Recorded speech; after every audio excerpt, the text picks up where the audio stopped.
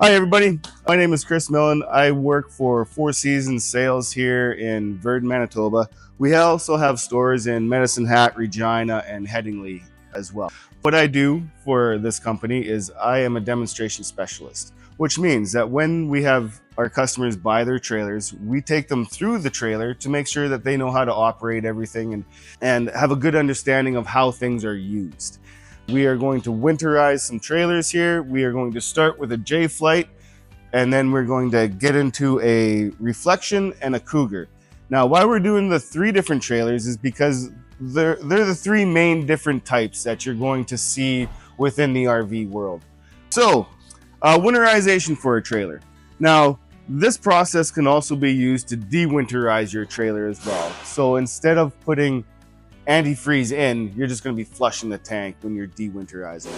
We are going to winterize. Step one is open up your low point drains. Step two is go inside and open up all your faucets. If you have an outside kitchen, do that as well. Step three is drain your hot water tank, if you have a hot water tank, or if you have an on-demand hot water heater, which is actually what is in this J-Flight right here behind us. You're just going to turn that switch off, the main power switch on the outside. Now, on tank hot water heaters, you're going to want to put that tank into bypass mode. Now, there are three different versions of that, and I will show you all three once we get to that point in the process here. So once you have those open and you have all your faucets open, and once everything is drained out, then you want to close your low point drains, close your faucets, find your water pump, and put your water pump into winterization mode, which is usually only one valve. Sometimes there's two, but there's usually only one valve. You put the hose into the jug of antifreeze. You'll go and you'll hit your pump switch to start sucking the antifreeze out of the jug. And then that's when you go to each faucet. You open up the cold water full bore. You wait for the antifreeze to come out. You close it off. You open up the hot full bore. Wait for the antifreeze to come out. Do that on all your faucets, which is your kitchen sink, your bathroom shower, your toilet in your bathroom, which is only cold water, but you still need to flush it to make sure that you see the antifreeze come out.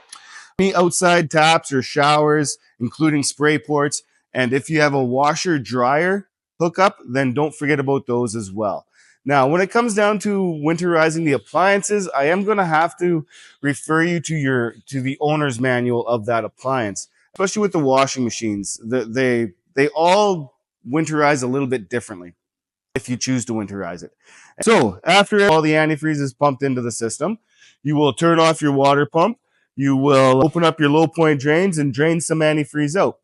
What we like to do in our shop here is we instruct our technicians to drain out all the antifreeze that is in the lines. Some people like leaving some in over winter, just make sure that nothing does freeze. The point, though, is you got to drain some out. And why that is because unfortunately here in Canada, we hit minus 60 degrees in winter, and antifreeze freezes at minus 50. So you got to get some out so that you don't pop your lines. Once you're done that, you're going to take a screwdriver out and you're going to loosen up some screws, and I will show you where during the video as well. Alrighty, so step one in the winterization process, you need to open up your low point drains. Usually they are tagged on the side of the unit for you. On this particular one, we have them both on this side. Which low point drains are we talking about? We're talking about your low point drain lines, and these are actually open here right now. That would be closed, and these would be open. Now, these are the ones that I'm worried about winterization. This one right over here is for your low point drain for your fresh water tank. When the valve is open or pulled out towards you, that is open and that is closed. For winter, it is always good to leave those open. All right, so back to the low point drains here. They could look really different. They could be brass like this, open, that's closed. What's really easy about the valves is that the flow of water goes with the valve. So when the valve is across from the lines, this is the off position. When it is in line with the lines, it is in on position. Now, I am also going to show you this when we get to the hot water tank, because there's three systems that are different, but they all use these valves. And if you just keep that in mind, just the valve handle goes where the flow is going. So off and then on, because it's flowing right through. Off and on. Perfect. So you'll open those bad boys up. You're going to go inside. All right. So open up all your faucets. So this one is a one tap faucet, so you just open it right up. Now, all the way to the back is cold and all the way to the front is hot. But right now, for this sake, we just want to open up in the middle. We'll go to the bathroom here. All right, so, and open taps, and then flush your toilet. Next step is to drain your hot water tank, if you have a hot water tank, or if it's this case, this is an on-demand hot water heater. So what you want to do is you want to open this up and make sure that this switch is in the off position. 0 is off, that is on, 0 is off. Now, if you don't have an on-demand hot water tank, I will take you over and I will show you the 3 different hot water tanks and then the bypasses on the back. Just keep in mind, with an on-demand hot water heater system, you do not bypass this. You do want the antifreeze going through to protect it. Now, why is it important to turn that switch off? Is because these things have a cold weather feature to them, which means if it feels cold liquid go in behind on these copper tubings in there, if this switch was on, and even though the inside module was turned off, if this switch is on, it's going to kick in just like so, because it feels cold liquid back there. And I didn't want to have this kick in right there because this unit is actually winterized and you would be baking your antifreeze into there. So don't do that. We'll head over to the other hot water tanks here and show you what's going on. Alrighty, so 3 different kinds of hot water tanks. The third one I'm going to show you is actually, it's not complete. It's just a tank, but just for benefit reasons, I wanted to show you where the drain plug was. But this guy right here, this is your Suburban hot water heater, which needs an anode rod. And the drain plug is right there. It's connected right to the anode rod. And this thing just comes right out. You will need an 1 and a 1/16 socket. Go with a deep socket. It works a lot better. Same with this one. 1 and a 1/16. But this one is just a female plug that just comes off. No rod attached to this one. Just a plastic plug is all you need.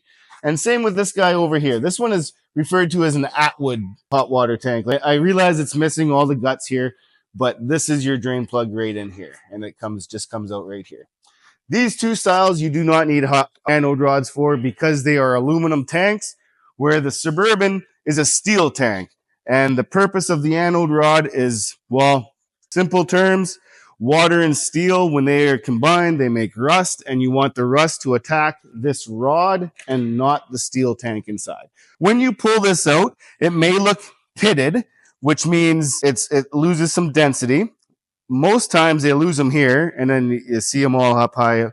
When you want to change it is, I don't know if you can see that on camera or not, but when it gets down to this little speck right in there, to be honest, odds are, if you pull this out and there's nothing there, you're going to change it in the spring. Not a bad idea either to change it up every spring, just to be on the safe side.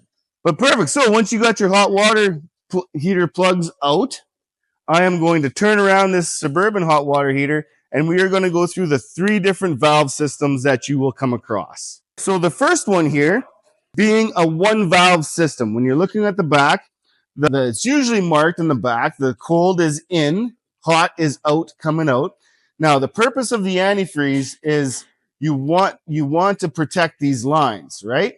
So in order for the antifreeze to come in through here and into the hot water lines, that is what is called your bypass for your hot water heater. Sorry, hot water tank. Now, this one, I'm in summer mode right now because the valve is in line with the actual PEX line here, which means when the water is coming in, it's coming in and straight into the tank. And then when it's hot, it comes out here. Now, with this 1 valve system to go into bypass, you just move this valve up because you want the fluid to come in and follow the handle. So it's going to come, the antifreeze is going to come in here. It's going to go up through your bypass tube. And usually with the 1 valve system, there's a check valve up at the top here, which will not allow the antifreeze to go into the tank, but it will allow the antifreeze to go through the hot water line for you. And next up will be the 2 valve system. So this is a 2 valve system where you would have your water lines coming in, and when the valve is pointed to the tank, that's where the flow of the liquid's going to go. So right now it's going to go to the tank. And then when it's coming out, it's going to come out here and around. Now, again, you do not want the antifreeze in this hot water tank. So with this particular system, you want to point the valves away from the tank so that when the antifreeze is coming in, it comes in through your loop and out through your lines. You want to come in and it comes around, bypassing the hot water tank and then out through your lines. Now I will demonstrate a 3-valve system here next. Alrighty, so the 3-valve system here. You have your water line coming in. You want to turn this one off so that the water or that the antifreeze doesn't go into the tank. Right above it, there should be another valve. You want to turn that one off. I have that in backwards. Sorry, I should have had that. But that's off because the valve is not with the line. And then this one is the bypass one. This is the one that you do want on. So, because when you have the antifreeze coming in, you want it to stop here. You want it to be able to flow up through into the hot water lines, stop here, going back into the tank and out and into the lines there. Once you have drained your hot water heater and you have, or your hot water tank, and you have put it into bypass with one of those 3 systems, or if you have an on-demand hot water heater, like I said before, just make sure that that switch is off on the outside. And then you're going to go find your pump. So let's go find the pump. So we are inside the J-Flight here now. The water pump in this particular unit is right underneath the kitchen sink. That is a common place for them. Another common place is right beside the master bed in travel trailers. The easiest way to find the pump is just turn it on and try to listen for it, right? Now, at this point, we have all of our faucets closed. And so that when we put the jug of antifreeze, or we take the antifreeze hose here, it's usually a clear hose. Sometimes they're a white braided hose. They'll have a plug on the end of it. Some of them do. So you can just take that plug off and then that hose goes right into the jug of antifreeze there. Now, what you want to do is you want to follow this hose back to that valve right there. And you want to make sure that the valve is pointed to the clear hose. Now, the reason for this one is because you want to pull from the clear hose from the antifreeze jug. You do not want to pull from your fresh water tank. So that's why that valve is there. Now, on some really old unit, well, not, it doesn't have to be really old, but some other units, there could be 2 valves in here. If there is, you do want to change them out both, because one will be the access for the winterization hose, and then the other valve is going to be one to shut off the suction line from the fresh tank, which you really want that to happen as well, because you don't want to backfeed the antifreeze into the fresh water tank at all. You just want to keep them in your lines. And then from here, we're going to turn on the pump, which is right up over here, I believe. I probably should have looked at that first. So on this one, there's a pump switch right there. You just turn it on, and hopefully we start sucking antifreeze like we have there. There are different pumps available. The SureFlow pump right here is what we saw in the Jayco that we were just in there. And they had that one valve, hose comes out, goes into the antifreeze jug. This one is a little different. These ones are flow jet pumps. So you might not see the cutout line. So what they do is they'll give you another hose completely. And what you have to do is you have to take the hose line off of the pump and put this one in. Now, you want to be, which one do you want to take out? You want to take the one out that is before the pump. So there is an arrow on the pump to show you where the flow of water is going. So the flow of water is going this way, which means the pump is sucking on this side and then pushing it out through this side. So what we want to do is we want to take this line out. So with this one here, there's these blue tabs there. I don't know if we can put it up. What you want to do is you just want to pull them down, and then this comes out. That'd be your line. You grab your other hose, put your hose in there, push that shut. Other end goes into your antifreeze, and then you hit your pump switch.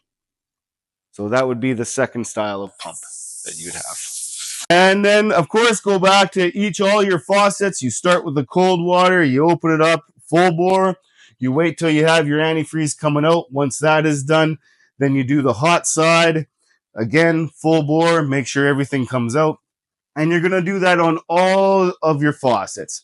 So again, there's a kitchen sink, shower, bathroom, toilet. Outside kitchen, if there's a faucet in there, don't forget about that. Outside showers are important. Outside spray ports and washer dryer hookups. and that should be good. Fridges, again, I'm going to have to refer you back to the owner manual for that on if what they choose for you to do with that. But when it does come to fridge, it's not a bad idea just to have them open. Maybe put a tea towel in here, or some fridges come with clips to keep them open over winter so that you don't get any smells build up in there. And it's also another good idea to put in a cup of either baking soda or freshly ground coffee in there. That's the best. I myself am not a coffee drinker, but my wife enjoys coffee, so we use coffee in here. She likes butterscotch coffee, so when I open up my door, I get to smell butterscotch, but that's okay. That's just a personal thing. Perfect. Now, once you're done all that, what you're going to do is you're going to come back inside to your trailer here. You are going to shut off your water pump, which we have already. Shut off your water pump, clean up any mess that you have here, and then you're going to go back outside to your low point drains, and you're going to open those up. Well, first of all, put a jug or a pail underneath there so that when the antifreeze comes out, you're catching that. You're not killing your grass if you're on grass. If you're doing it on gravel, whatever, it's on. I guess it's on you. I like putting a pail underneath there because you can actually use the winter antifreeze in the next year as well, if you choose to do so. But then once you're done that, the last step is take your number 2 Robertson bit, and we are going to go to the bathroom here. And I'll show you inside on the bathroom where to loosen up the screws. So you come to any vents that you have on your roof, and there's 4 vents or 4 screws, sorry, right there. You just loosen them up. You don't have to take the screw out. Just loosen them up so it gives this thing room to shrink, and it'll save the cracking that happens on you for there. And just on the other side here, we have a skylight. You definitely want to do the same with the skylight all around, and just loosen them up. All right, so that number 2 Robertson bit will work on your fender skirts here. Again, just loosen them up to make sure it's room to move and shrink because of the cold, and it'll save the cracking that happens there. Once you're done that, if you cover your tires and your AC for winter, you'll be fine. It gets the sun off the tires, and the AC cover is so that the wind doesn't move your motor on you all winter and keeps moving steady. So for recap, the winterization process: open up your low point drains, open up all your faucets inside and outside of your RV, let the water drain out, go to your hot water heater. If it's on demand, make sure you turn it off. If it is a tank style, you should be draining it, wait for all the water to drain, and then go in and bypass that hot water heater. Once everything is bypassed and you're good to pump in antifreeze, find your water pump. Put your water pump into suction mode for antifreeze, or winterization mode if you want to put it that way. Put that clear hose into your jug, hit your pump switch, start sucking out antifreeze. Make sure that you go to every faucet, start with the cold water, full bore, open it up, wait for the antifreeze to come out, close it off. Hot side, same thing. Another list for you is the kitchen sink, bathroom shower, bathroom toilet, outside shower, outside spray port, washer dryer combo, and that's usually about them. Once you have all that winterized, you're going to want to come back to your low point drains. As I say, put a bucket underneath, open them up, and drain out the antifreeze in there.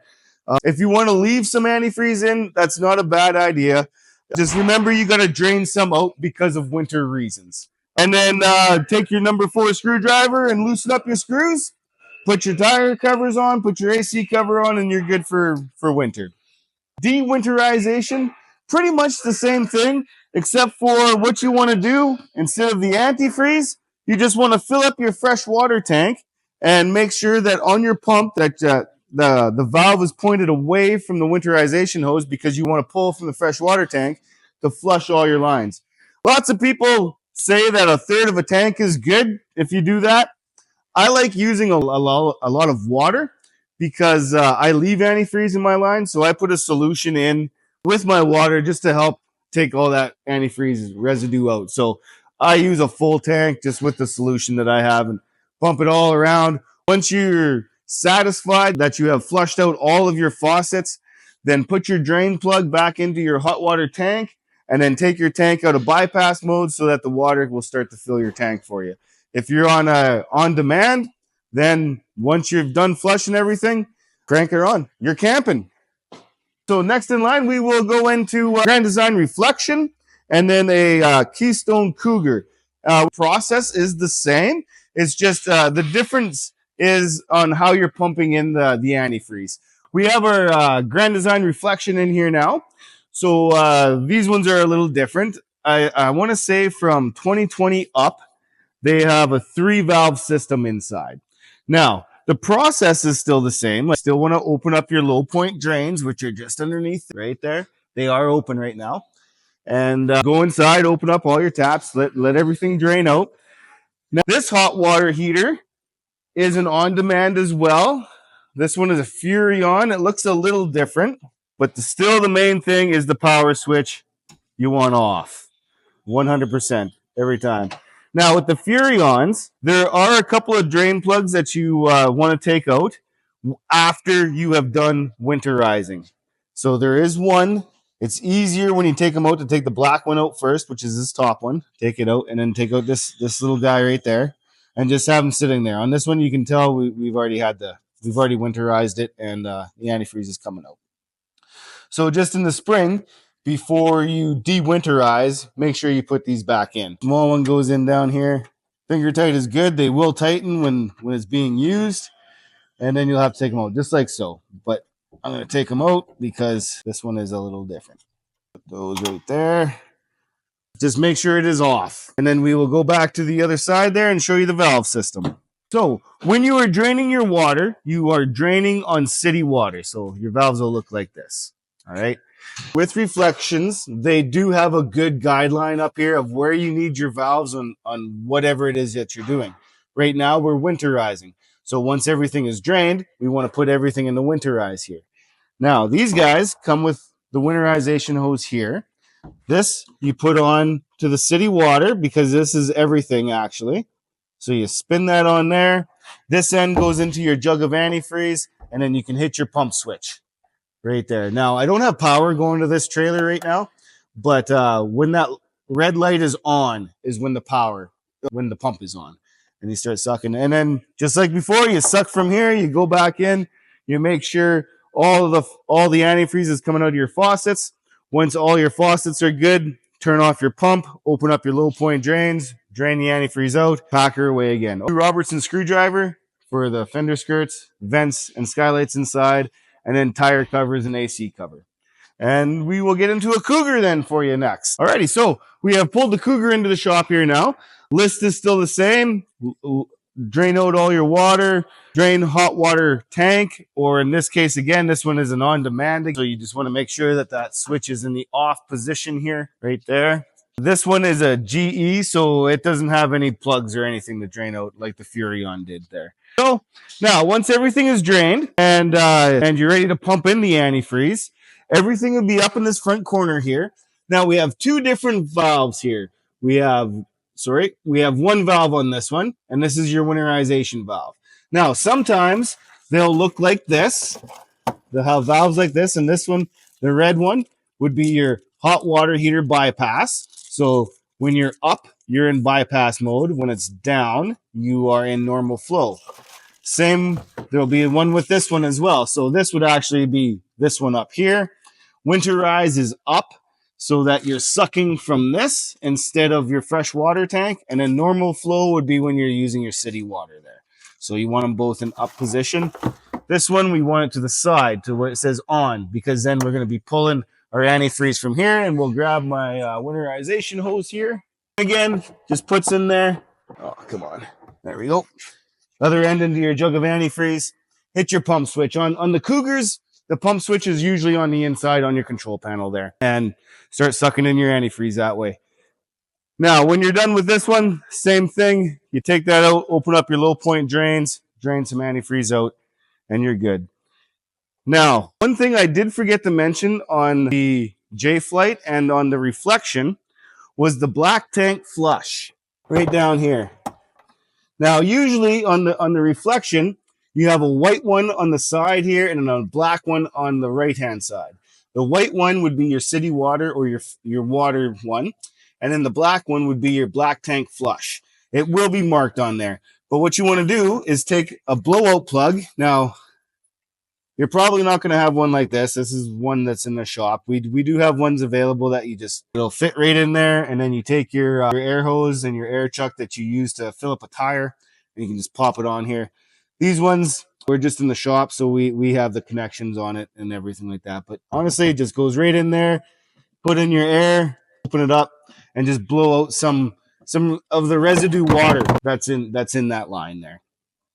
And then you are done. Take out your number 2 Robertson, do your fender skirts again, your vents and your skylights, cover your tires, cover your AC, and you're good. See you next year. Thank you for watching our video here to the end. If you have any questions or concerns, please feel free to comment or call or email us. We do have parts available if there's anything that you need for winterization, or even in the spring, a new anode rod, for instance, or something like that. We definitely have those available. We can ship those out to customers. If you feel as though you don't want to winterize because it can be a big job, if you would like us to do that, we do.